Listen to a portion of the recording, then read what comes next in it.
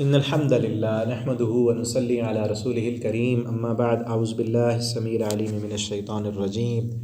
من همزه ونفخه ونفسه بسم الله الرحمن الرحيم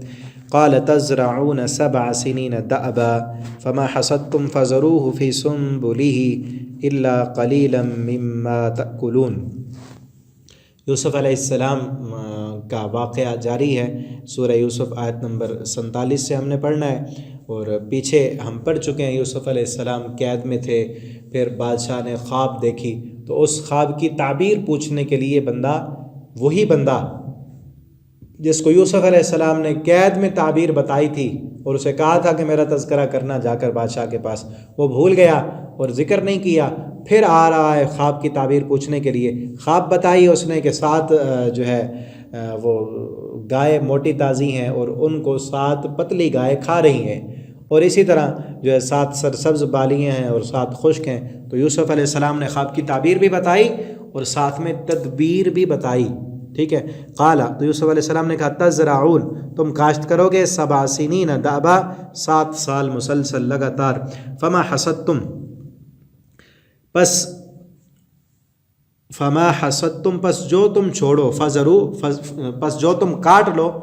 فذرو، تو چھوڑ دو اس کو، فی سنبلہ، اس کی بالی میں، یعنی فصل کاٹنے کے بعد جتنا تم استعمال کرنا ہو اتنا بالیوں سے نکال لینا ہے،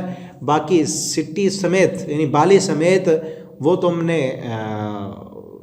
ذخیرہ کر لینا ہے، الا قلیلا، مگر تھوڑا، مما تأکلون، جو تم کھا لو، جتنا کھانا ہے وہ نکال لینا ہے، باقی اسی سٹی کے اندر ہی رکھنا ہے تاکہ گندم خراب نہ ہو۔ اگر اس سے نکال لو گے پھر اگر محفوظ کرے گے تو 7 سال تک اس کے خراب ہونے کے چانس زیادہ ہیں۔ اسی بالی کے اندر ہی رہے گا تو 7 سال تم وہ کاشتکاری خوب ہوگی، اور 7 سال جتنا استعمال کر سکو اتنا رکھو اپنے پاس، باقی ذخیرہ کر لو۔ اور اگلے جو 7 سال آئیں گے وہ کیا ہوگا، وہ سخت ہوں گے، اس میں کاشتکاری نہیں ہوگی، پھر جو تم نے ذخیرہ کیا ہوگا وہ استعمال کرنا۔ ثم یأتی، پھر آئیں گے، من بعد ذالک، اس کے بعد، 7 شداد، 7 سخت، یأکلنا،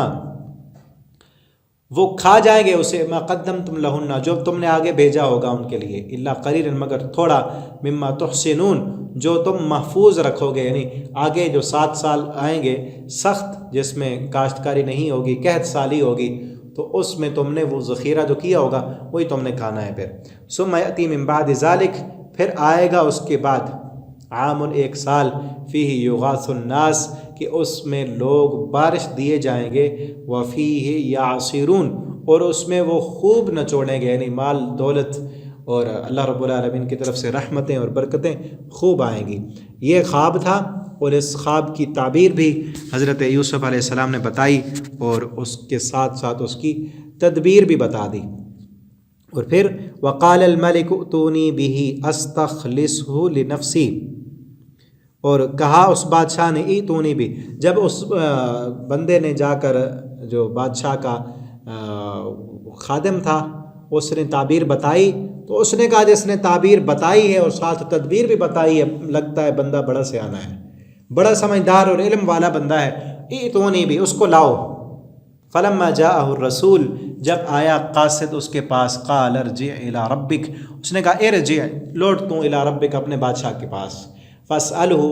رب کا معنی رب بھی ہوتا ہے جب اللہ رب العالمین کی طرف ہو، رب کا معنی پالنے والا، پروردگار،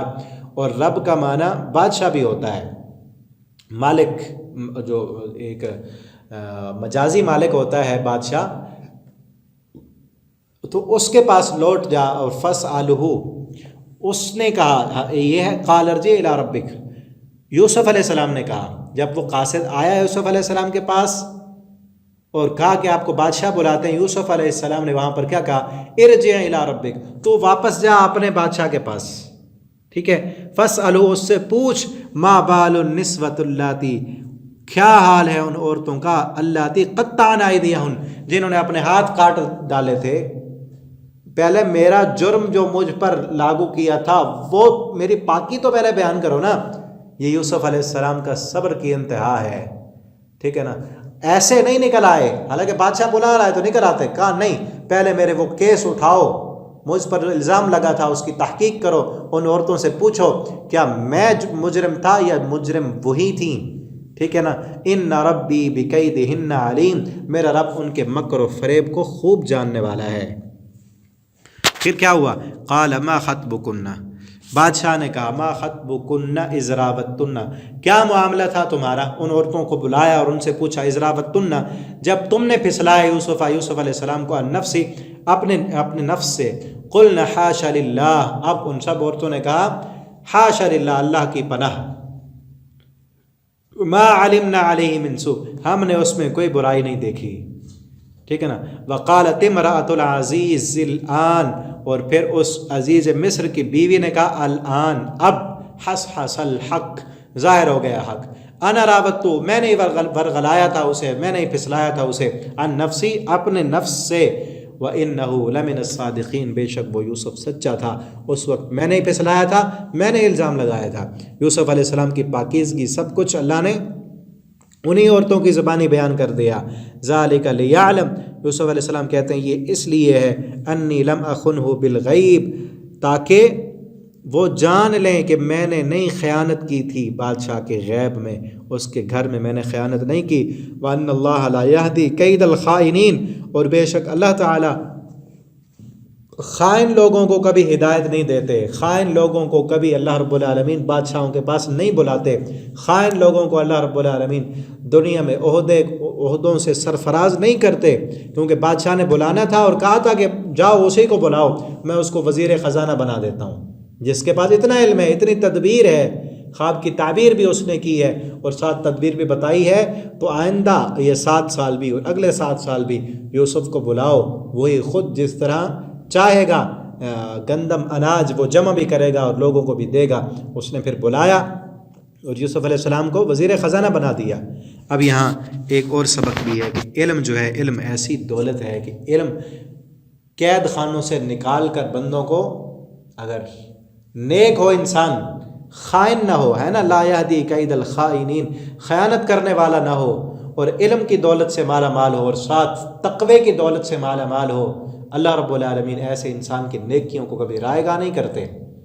ٹھیک ہے نا. بھائیوں نے کنویں میں ڈالا،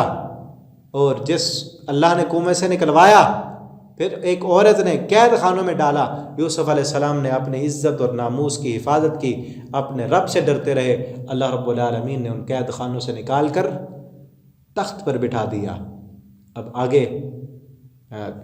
یہ پارہ بھی ختم ہو گیا ہے، انشاءاللہ اگلے سبق میں ہم 13واں پارہ بھی شروع کریں گے، اور پھر یوسف علیہ السلام جب وزیر خزانہ بنے پھر وہی بھائی آئے تھے، وہ اگلے سبقوں میں پڑھیں گے انشاءاللہ. اللہ تعالی ہمیں قرآن پڑھنے، سمجھنے، اس کے مطابق عمل کرنے کی توفیق دیں. آپ ان اسباق کو زیادہ سے زیادہ اپنے دوستوں تک بھی شیئر کریں.